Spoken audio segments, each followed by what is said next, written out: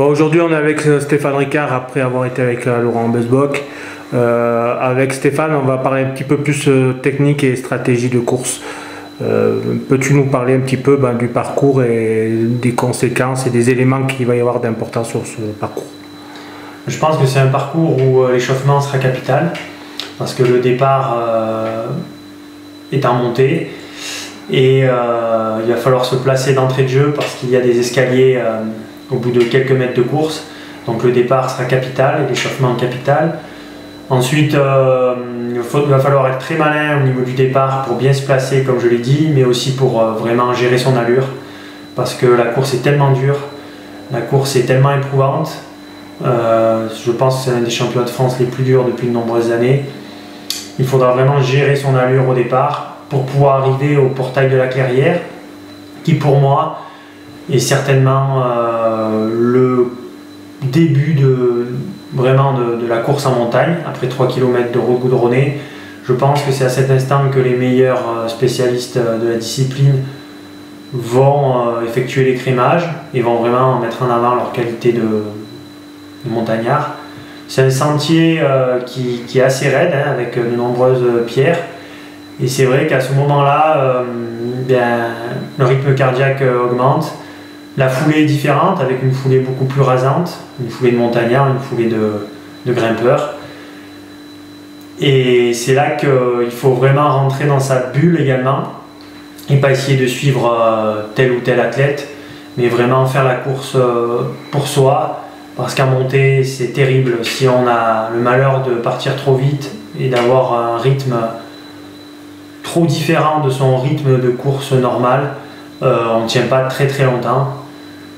Donc à ce moment-là, il y aura vraiment une différence dans la course, avec certainement des petits groupes qui vont se créer.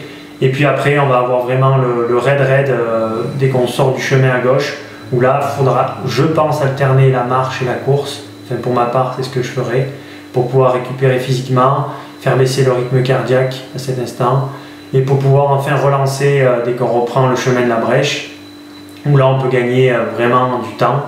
On peut en perdre beaucoup, mais on peut en gagner aussi.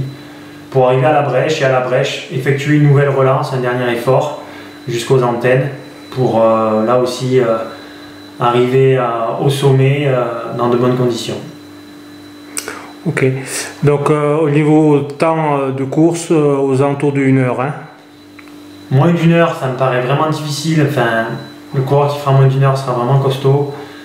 Je pense, je tablerai plus pour entre 1 heure et 1 heure 2, plutôt 1 heure 2. Après, les conditions climatiques vont jouer aussi sur ce temps-là. Donc en parlant des conditions climatiques, est-ce que l'équipement peut changer par rapport aux conditions climatiques? Les chaussures Alors c'est vrai que s'il a plu abondamment la nuit, et même le matin, les conditions sont complètement différentes. Les chaussures sont aussi différentes, il faudra prendre des chaussures cramponnées, parce que la boue sera vraiment présente. Je ne pense pas que ça puisse changer beaucoup de choses au niveau de la hiérarchie et des meilleurs, mais au niveau du temps, oui, ça changera beaucoup de choses. Au niveau donc de hiérarchie, quels seront, à ton avis, ceux qui seront devant? Bien, je sortirai 4 hommes, 4-5 hommes, parce que je les connais bien, on a fait un stage ensemble, je connais bien leurs valeurs. Je pense que Didier Zago, le Pyrénéen qui a fait champion de France l'année dernière, est au-dessus du lot, donc je le vois vraiment gagner. Il aura pour concurrence Renaud Jaillardon, qui vient de gagner la montée du col de Vence il y a 2 semaines, qui était en équipe de France aussi. Saïd Jandari, un vétéran qui vient des Pyrénées aussi, qui est vraiment costaud. Et puis Julien Rincon qui a gagné de nombreuses fois les championnats de France et qui, malgré sa blessure, sera quand même présent, je pense, pour la sélection. Après, il y a plein d'autres noms qui arrivent. C'est vrai que c'est la course d'un jour. Si les jambes répondent présentes, tout est possible. Mais dans les 4-5 premiers, je vois vraiment ces hommes-là et je pense qu'ils seront au-dessus du lot. Top 5 au alpin, tu vois qui toi dans le top 5 au alpin, un petit peu?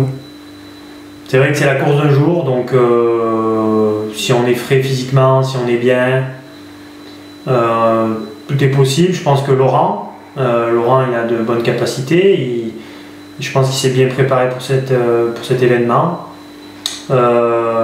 podium en vétéran est possible.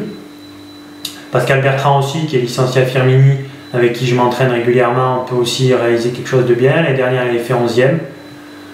Voilà. Bon, nous, par équipe, avec Gap, on a une équipe qui est satisfaisante. On peut peut-être réaliser le podium avec Laurent Busbock, Sylvain Lénier, et Hervé Giraud-Sauveur. Donc, bon, à voir. Si on est tous dans notre objectif, peut-être qu'on peut rentrer tous dans les 15 premiers. Ça serait vraiment joli. On peut peut-être faire un podium par équipe. Ok. Au niveau des filles, est-ce que tu sais un petit peu qui va être devant? Au niveau des filles, ça fait plusieurs années que Marie-Laure Dumergue domine. C'est elle qui est la championne d'Europe en titre, donc c'est vraiment du lourd. Je pense qu'elle sera au-dessus. Après, je pense que chez les filles, il y a beaucoup d'outsiders. Des filles qui viennent du marathon, des filles qui viennent du trail. C'est un peu un mélange des disciplines et tout reste ouvert. Bon, ben on verra ça dimanche. Bonne course à tous. Merci.